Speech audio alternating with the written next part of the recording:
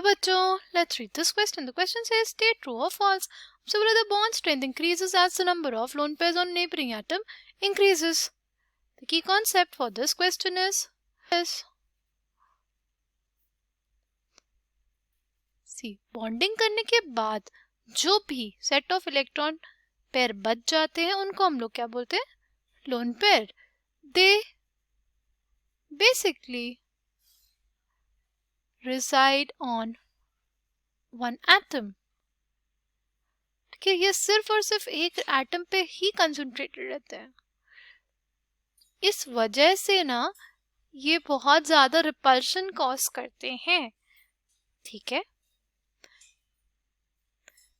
अभी हम लोगों ने देखा ही था कि लोन पे रिपल्शन जो होता है बहुत ज्यादा होता है as compare to lone pair bond pair.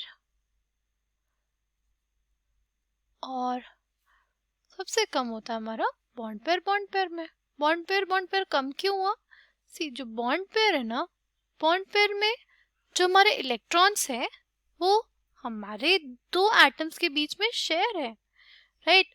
पर लोन पेयर में एक एटम के पास ही प्रेजेंट है. और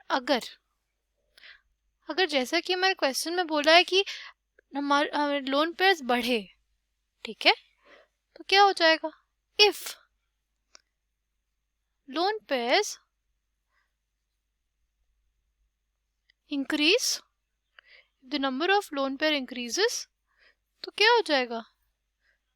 उस मॉलिक्यूल में रिपल्शन इंक्रीज होंगे.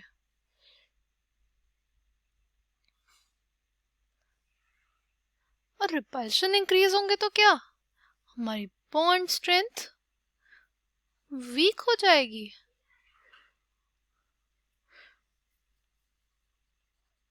जैसे हमारा फ्लोरीन F2 का मॉलिक्यूल होता है, इसकी जो डिसोसिएशन एंथैल्पी होती है वो बहुत कम होती है.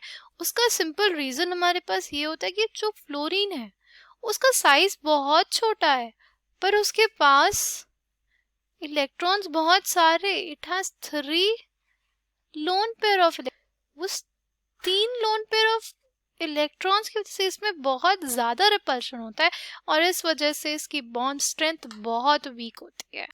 So the final answer for this question is this statement is false.